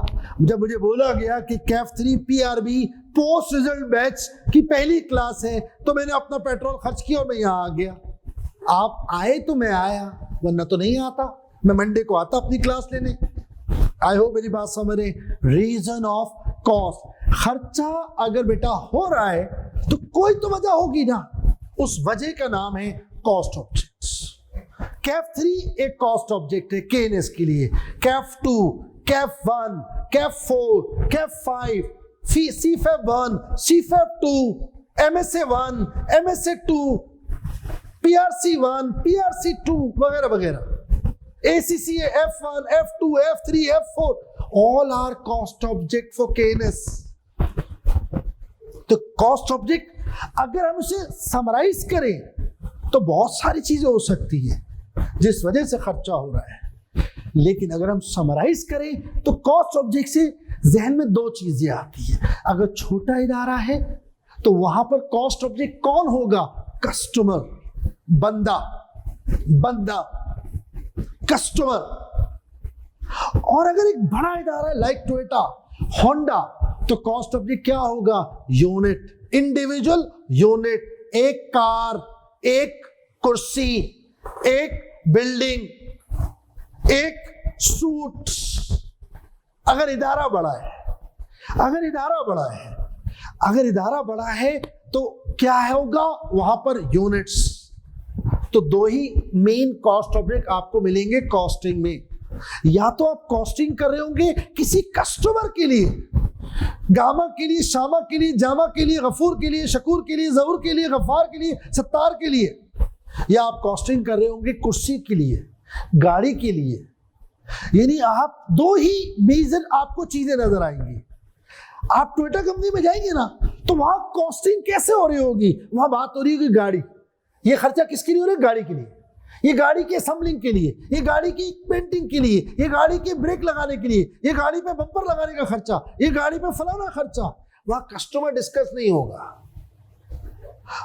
कहते हैं दो तरह के इदारे पाए जाते हैं दुनिया में, एक टेलर मेड जो प्रोडक्शन करते हैं लोग, यानी जिनके पास आप जाते हैं और अपनी ख्वाहिशात का इजहार करते हैं, अपनी फरमाइश का इजहार करते हैं और फिर वो उसके अकॉर्डिंगली चीज बनाता है। जैसे कि दर्जी, मर्जी चलेगी दर्जी के पास, वो चलती है। आपका 1 इंच सूट इधर से उधर कर दे, आप उसकी जिंदगी हिसाब कर देंगे, क्योंकि उसको आपकी मर्जी सुननी है। फर्नीचर वाले के पास, डिजाइनर्स के पास, लेकिन बेशुमार ऐसे इदारे हैं जो ये कहते हैं तुम्हें क्या मालूम, तुम्हें क्या चाहिए, तुम्हें तो हम बताएंगे तुम्हें क्या चाहिए। ये गाड़ी जब गुजरती है ना बराबर से, तो वहां देखो तो वाह यार क्या गाड़ी बनाई है यार बनाने वाले ने। आपसे कोई पूछे वाह क्यों कर रहा है तू? अभी दूसरी जो गाड़ी निकली वो भी इसी तरह की थी, उसका साइज भी इतना था यार, वो पता नहीं क्यों मजेदार नहीं है। हमें नहीं पता होता, हमें नहीं पता होता, इवन कंपनी को नहीं पता होता यार। कंपनी मुख्तलिफ मॉडल्स लॉन्च करती है और यही सोच के करती है कि बेहतरीन होगा। अभी वो ओ जी सिटी आ रही है, सिटी आ रही है, पर्दे में रखी हुई है, ऐसी आ रही है वैसी आ रही है, आई फ्लॉप। उन्हें लगा था हमने कोई बहुत ही बम चीज बना दी, ये आई फ्लॉप हो गई, दुनिया को समझ में ही नहीं आई। सिविक आ रही है, सिविक आ रही है, आएगी तो पता चलेगा भाई कि वो पुराना शेप अच्छा है। आपको क्या मालूम, इवन कंपनी को नहीं पता। हर कंपनी कोशिश करती है कि वो बेहतरीन चीज बनाए और वो अपने हिसाब से बेहतरीन बना रही होती है। जब वो बन के आ जाती है तो उससे कुछ लोग पसंद करते हैं। बहुत सी चीजें ऐसी हैं जो पाकिस्तान में हिट होंगी, इंडिया में फ्लॉप, यूके में फ्लॉप। बहुत सी ऐसी चीजें, मित्सुबिशी और बहुत से ब्रांड है दुनिया में कामयाब है, हमारे फ्लॉप है। और बहुत सी ऐसी चीजें जो यहाँ फ्लॉप होंगी आगे कामयाब होंगी। Is that clear? बस मैं जो बात कहना चाह रहा हूँ उसको समझो, क्योंकि मैं वो जो 5-6 लेक्चर्स है ना, मैं चाह रहा हूं उसको समेट के दे दूं, फिर आप देखते भी रहना। सुनो इधर, तो कॉस्ट ऑब्जेक्ट्स क्या हो सकते हैं? दो में से कोई एक इदारे में एक ही होगा, जाहिर है मीन। अगर आप जा रहे हैं वहां जहां पहले ऑर्डर आते हैं और फिर प्रोडक्शन होती है, कस्टमर स्पेसिफिक प्रोडक्शन होती है, तो फिर वहां फोकस खर्चे का कस्टमर होगा। मैं एक बिल्डर हूं, बड़ा काम है और मैं लोगों के घर बना बना के देता हूं, मैं बड़ा प्रोफेशनल कंस्ट्रक्शन का काम करता हूं। तो भाई टाइल्स 1000 रुपए का भी आता है, 5000 का भी आता है। मुझसे मिस्टर ए कह रहे मेरे 1000 वाला टाइल लगाओ, मिस्टर बी कह रहा है मेरा 5000 वाला टाइल लगाओ। तो बी से बोलूंगा 5000 के पैसे तुम दो, ए से बोलूंगा 1000 वाले पैसे तुम दो।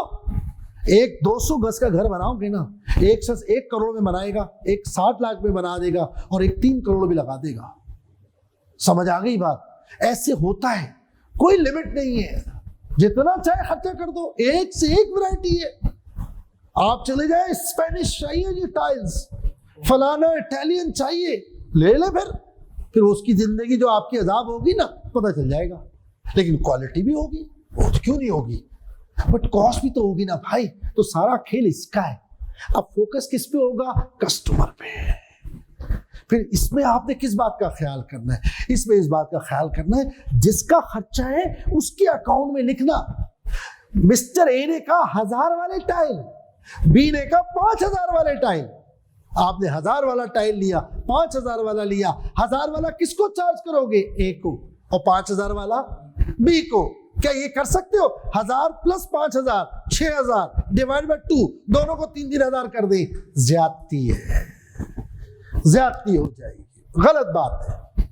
ये क्या करा आपने हरकत यार? वो तो फिर फायदे में रहा जिसने 5000 वाली चीज लगवाई अपने घर में, मैं भी लगवा लेता। तो बस अब ऐसा इदारा है तो यहां कॉस्टिंग कस्टमर के हिसाब से हो रही होगी। हम जो खर्चा कर रहे होंगे उसमें कस्टमर को ढूंढ रहे होंगे, इसके लिए कस्टमर के लिए कितना, और उसमें एक्यूरेसी आए। यानी हम ऐसी कॉस्टिंग करें कि जब हम कस्टमर की रिकॉर्ड्स बनाएं और उसका अकाउंट्स बनाएं तो वो मुतमईन हो, उसको ये फील ना हो मेरे साथ ज्यादती कर दी, मुझे ओवर कॉस्ट कर दिया। समझ आ गई बात? एक बात तो ये हो गई। इसी तरह अगर आप वहां चले जाए टोयोटा में, होंडा में, तो वहां पर कस्टमर कौन होता है? गाड़ियां बन रही है, लाखों गाड़ियां बन रही है। अब आप जाए देख ले, पसंद आ रही है ऑर्डर दे दे, पसंद नहीं आ रही चले जाए, यू आर नॉट बाउंड। समझ आ गई बात? ऐसे में कॉस्टिंग कैसे होगी? आप कस्टमर नहीं, अब वो गाड़ी, यानी वो गाड़ी जो ना बहुत सारे डिपार्टमेंट से गुजरेगी, ए बी सी डी, 6 महीने में जाके बन रही है वो गाड़ी, 5 महीने में जाके बन रही है, 4 महीने में जाके बन रही है, छोटे छोटे स्टेप से गुजर रही है। एक स्टेप का अमाउंट भी ना रह जाए, क्योंकि जो पहला स्टेप से लेके 50 स्टेप में वो गाड़ी बनी, हर स्टेप का खर्चा पहले जमा होगा, फिर कंपनी उसमें अपना मार्कअप मार्जिन लगाएगी, प्रॉफिट ऐड करेगी, फिर वो मार्केट में बेचेगी। पता चला 2-4 एलिमेंट मिस हो गए कॉस्ट के और हमने बेच दिया, पता चला हमारे प्रॉफिट में लॉस हो जाएगा। आई होप मेरी बात समझ रहे हैं? तो 2 तरह के कॉस्ट ऑब्जेक्ट हो सकते हैं पूरी जिंदगी। या तो हम कस्टमर की बेस पर कॉस्टिंग करते हैं, कॉस्ट को एक्यूमुलेट करते हैं, या फिर हम यूनिट्स की बेस पर। दोनों कॉस्ट ऑब्जेक्ट है, यूनिट की बेस पर, कार की बेस पर कॉस्टिंग हो रही है, कार की कॉस्टिंग हो रही है, फर्नीचर की कॉस्टिंग हो रही है। अब आप देखो एक और मैं बताऊं, यही फर्नीचर इसमें भी हो सकता है। एक छोटी छोटी दुकानें हैं, फैक्ट्रीज हैं, और वो फर्नीचर बना रही हैं, और उसमें आप आए, बी आया, सी आया, डी आया, सबकी डिमांड ली, बना दिया। और एक जगह आप जा रहे हैं हैबिट्स, बड़ा काम है, और उसने हजारों कुर्सियां बना दी एक खास स्टाइल की, और पूरे पाकिस्तान में जितने भी शोरूम्स है वो वहां पहुंचा दिए। अब आप गए, आपने पसंद किया, सर इसमें मैं ये चेंज कर सकता हूँ, सॉरी सर चेंज नहीं होती। कितने की जी? 5000 की। सर 100 रुपये कम हो जाएंगे? नहीं होंगे सर, थोड़ा मुझे कम करना है। नहीं सर, ये रास्ता आपके घर को जाता है, प्लीज कोई डिस्काउंट नहीं। डिस्काउंट होगा हम बताएंगे, वो कोई पॉलिसी आएगी, कोई प्रमोशंस आएगी, उस टाइम हम देंगे, फिलहाल नहीं है, सॉरी सर। ये आप ऐसे इदारे में हैबिट्स, वहां अगर आप इस तरह की चीजें कर रहे हैं तो वहां आप कस्टमर को फोकस नहीं करेंगे कॉस्टिंग करते वक्त, आप किसको फोकस करेंगे? यूनिट को, एक चेयर को, एक टेबल को। आई होप मेरी बात समझ गए? सही है। अब आप गौर से सुनेंगे, ये जो खर्चा हो रहा है, अगर ये खर्चा हो रहा है, और जब वो खर्चा हो रहा है और मुझे पता है कि ये किसके लिए हो रहा है, ए के लिए, बी के लिए, सी के लिए, डी के लिए, तो वो डायरेक्ट है। If it is traceable with cost objects, मैंने हैंड आउट कॉपी करा है आपकी वजह से, ट्रेसेबल हो गया, ट्रेसेबल हो गया। ये जो 1-1.5 घंटे 2 घंटे के लिए हमने नेट बिजी किया हुआ है, इस पे जो खर्चा आ रहा है आपकी वजह से, ट्रेसेबल। मुझे जो सैलरी दे रहे हैं केएनएस वाले, केएनएस के लिए मेरी जो सैलरी वो क्या है? ट्रेसेबल है, डायरेक्ट। लेकिन ताहिर की सैलरी, मिस निमरा की सैलरी, यहां का प्रॉपर्टी टैक्स, बाहर जो गार्ड बैठा है उसकी सैलरी, इनडायरेक्ट, वो ट्रेसेबल ही नहीं है। वो सबके लिए है। वो खर्चा जो स्पेसिफिकली किसी जॉब के लिए हो या किसी यूनिट के लिए हो, उसको डायरेक्ट कहते हैं। जो ट्रेसेबल हो विद कॉस्ट ऑब्जेक्ट, और जो ट्रेसेबल ना हो किसी भी कॉस्ट ऑब्जेक्ट के साथ, जिसपे नाम ना लिखा हो, खर्चा हुआ किसका? सबका। यहां पर बिजली का बिल एक आता है, जरा मेरी बात समझना, बिजली का बिल बेटा एक आता है। साजिद सर से पूछोगे, बोलेंगे एक बिल आया भाई, ये रहा बिजली का, ये रहा गैस का बिल, ये रहा रिपेयरिंग का बिल, ये रहा तमाम स्टाफ की सैलरी। और कॉस्ट ऑब्जेक्ट कितने? बेशुमार। लेट से 20, सीए के, कैफ के 8, पीआरसी के 4, फिर सीफैप के, फिर एमएसए के, फिर एसीसीए के, फिर कॉलेज चल रहा है, वो अलग एक कॉस्ट ऑब्जेक्ट है। कॉलेज के अंदर फर्स्ट ईयर है, सेकंड ईयर है, वो एक अलग कॉस्ट ऑब्जेक्ट है। आईसीएमए के कुछ ग्रुप चल रहे हैं, वो एक अलग कॉस्ट ऑब्जेक्ट है। लेट से 30 हो गए, 30 कॉस्ट ऑब्जेक्ट है भाई। अब टीचर्स की सैलरी जा रही है। पहला सवाल, कौन सा टीचर है? सर ये वो है जो कैफ 3 को पढ़ाते हैं, और ये कैफ 5 को, ये कैफ 2 को, ये कैफ 1 को। इवन एक ही टीचर, सर हसन, लाइक वो कैफ 1 भी पढ़ा रहे हैं, कैफ 4 भी पढ़ा रहे हैं, 5 भी पढ़ा रहे हैं, तो पता होगा कि इसमें कैफ 1 की सैलरी कितनी है, कैफ 5 की कितनी है, ये तक पता होगा। इवन टीचर सेम है, सही। तो ट्रेसेबल हो गया विद कॉस्ट ऑब्जेक्ट। लेकिन यहाँ का रेंट, यहाँ का प्रॉपर्टी टैक्स, यहाँ का इंश्योरेंस, यहाँ की रिपेयरिंग, यहाँ के स्टाफ की सैलरी, यहाँ का पेटी कैश एक्सपेंस ट्रेसेबल ही नहीं है। 30 कॉस्ट ऑब्जेक्ट है, 30। किसके लिए हो रहा है ये खर्चा? सबके लिए। बिजली का बिल एक आएगा, रिपेयरिंग का खर्चे का कॉमन एक्सपेंस होगा। क्या ख्याल है, मानते हो? वो सारा खर्चा जो ट्रेसेबल हो विद कॉस्ट ऑब्जेक्ट उसको कहते हैं डायरेक्ट कॉस्ट, उसको कहते हैं डायरेक्ट कॉस्ट। और जो ट्रेसेबल ना हो विद कॉस्ट ऑब्जेक्ट उसको कहते हैं indirect cost. Indirect cost, indirect cost. ये जो डायरेक्ट कॉस्ट है इसको हम टेक्निकली नाम देते हैं, टेक्निकली नाम देते हैं प्राइम कॉस्ट, प्राइम कॉस्ट। और ये जो इनडायरेक्ट कॉस्ट है, indirect cost, indirect material, indirect labour, इसको हम नाम देते हैं factory overhead, factory overhead, factory overhead. Short में कहते हैं, शॉर्ट में कहते हैं FOH, फैक्ट्री ओवरहेड, FOH।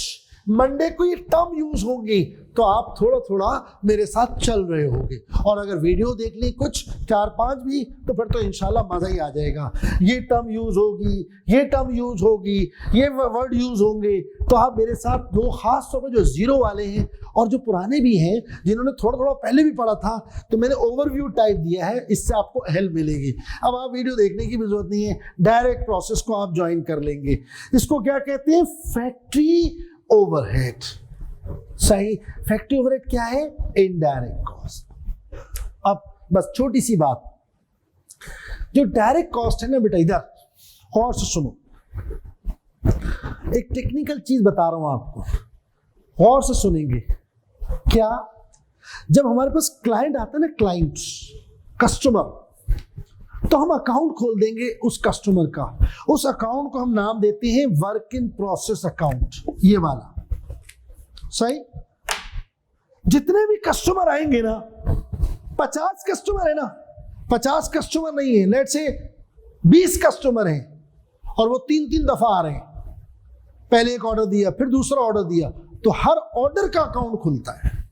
यानी मिस्टर ए हैं, उन्होंने पहला ऑर्डर दिया जैन में, फिर अगला ऑर्डर दिया जैन के एंड में, फिर उससे अगला ऑर्डर दिया मार्च में, तो मैं मिस्टर ए नहीं लिखूंगा, मैं उसको नंबर अलॉट करूंगा, उसको नंबर अलॉट करूंगा। जैसे हम बैंक जाते हैं, मैं ही बैंक गया आज, मैं ही बैंक गया 4 दिन पहले, मैं ही बैंक में जाऊंगा फिर दोबारा 4 दिन बाद, बंदा तो एक ही है, लेकिन मेरा जो वहां पर एक रिकॉर्डिंग हो रही होगी वो डेट वाइज हो रही होगी। इसी तरह जो भी मेरे पास कस्टमर आ रहा है, मैं उसका एक अकाउंट ओपन कर दूंगा, T account, that is work in process का टी अकाउंट में बना दूंगा बेटा इस तरह से, और मैं लिख दूंगा let's say work in process job number 101, 102, 201। Let's say 1 का मतलब हो गया जनवरी, पहला महीना, और 1 आगे वाला 1 का मतलब पहली जॉब पहले महीने की, 201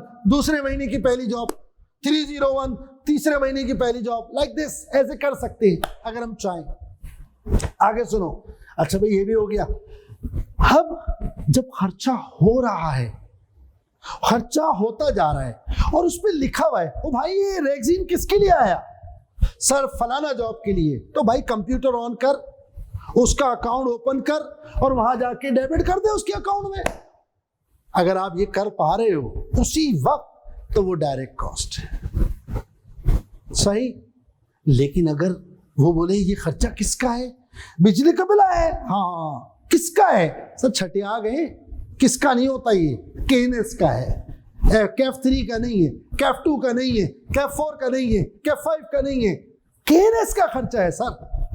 ओहो अच्छा अच्छा। अब किसी जॉब पे डायरेक्टली तो नहीं लिख सकते ना, तो फिर उसके लिए हम एक और टी अकाउंट ओपन करेंगे सेपरेटली, और उस टी अकाउंट का नाम होगा, बताओ क्या, बताओ कौन सा नाम होगा? FOH। क्या बात है।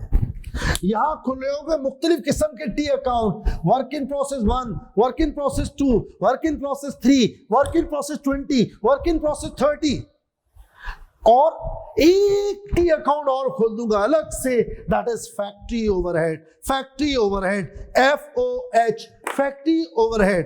खर्चा हुआ किसका है? अगर खुदा की कसम जवाब मिल गया इसका है तो उसके अकाउंट में जाके एंट्री मारो। लेकिन अगर जवाब ना मिले फौरन पता नहीं किसका है, पता नहीं किसका है, तो FOH में रख दो। क्यों? ऐसी नहीं। बाज़ औक़ात आपने यहां पर पोस्टिंग कर दी, अब क्या करेंगे? सुनो बेटा, इधर जब मंथ एंड होगा तो जो डायरेक्ट कॉस्ट है वो डायरेक्टली चली गई वर्क इन प्रोसेस यानी हर कस्टमर के अकाउंट में, लेकिन जो इनडायरेक्ट कॉस्ट है अब वो वेट कर रही है। अब इसको किसी ना किसी बेसिस पर यहां लेके आएंगे मंथ के आखिर में। सर कैसे लेके आएंगे? ये जो खर्चा है, एग्जाम्पल बेटा बस आखिरी चीज है, सुन लो, थोड़ा सा हिम्मत करो, थोड़ी सी बस आखिरी चीज, थोड़ा होता है ना वो बोरिंग हो जाता है, पहली क्लास है ना, मैंने ब्रेक भी नहीं दिया ना, छोटी सी तो क्लास है।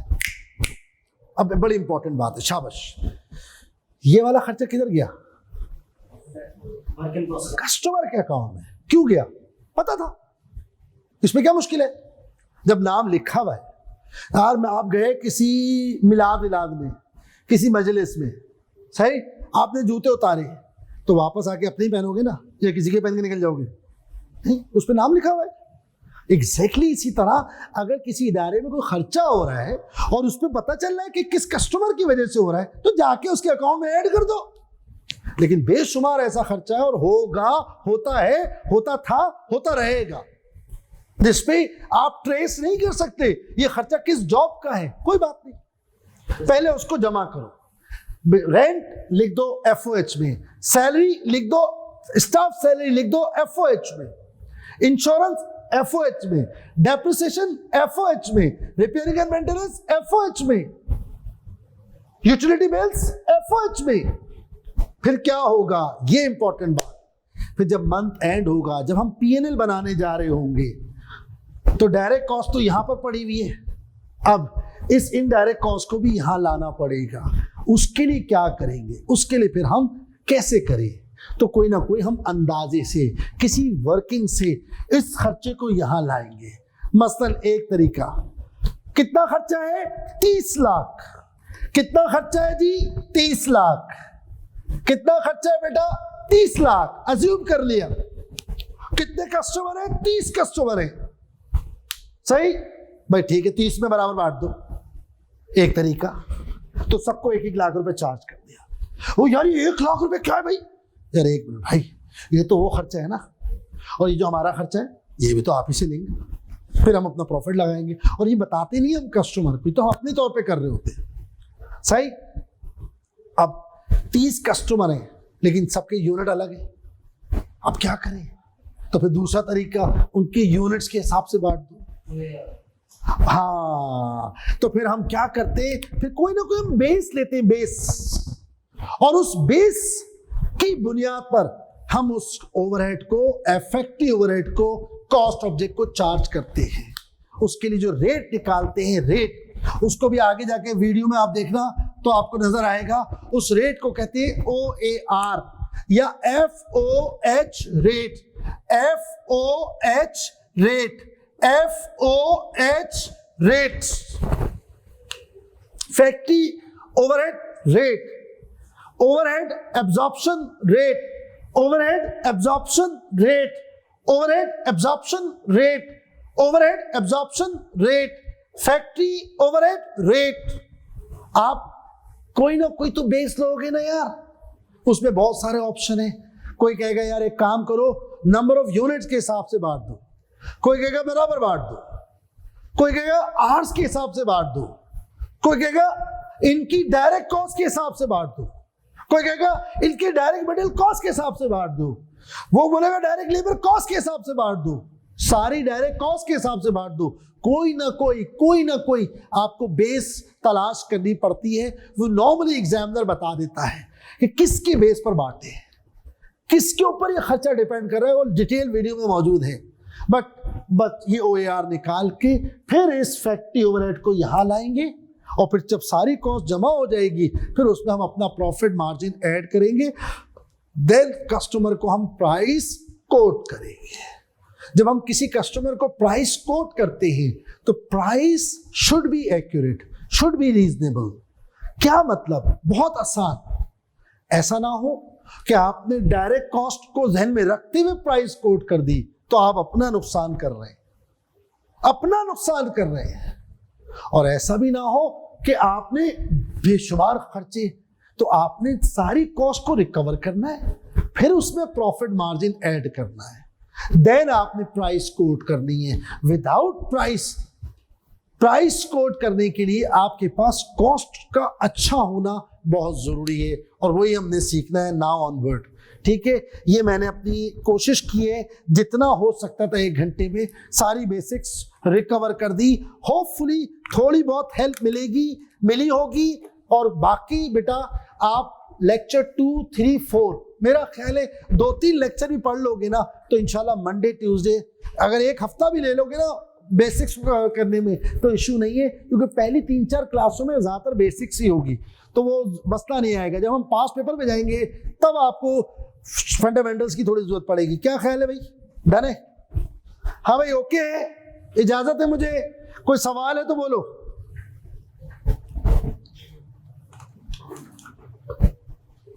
सर फंडामेंटल्स में क्वेश्चन आंसर जो है वो करना है। हाँ अच्छा है, कुछ सवाल करो भाई, जरूरी है। वो मैंने जो वीडियो में कराया ना, वो बस उस पर फोकस करो। अगर सीवीपी से कोई लिंक नहीं है इसका? नहीं, बिल्कुल नहीं, परेशान ना हो, बिल्कुल परेशान ना हो। अल्हम्दुलिल्लाह कोई मसला नहीं आएगा, अल्लाह ने चाहा। फंडामेंटल से भी इतना इशू नहीं आएगा, समझ गए? थोड़ा बहुत आता है, बहुत नहीं आता लेकिन। हाँ भाई, सब लोग जाग रहे हैं?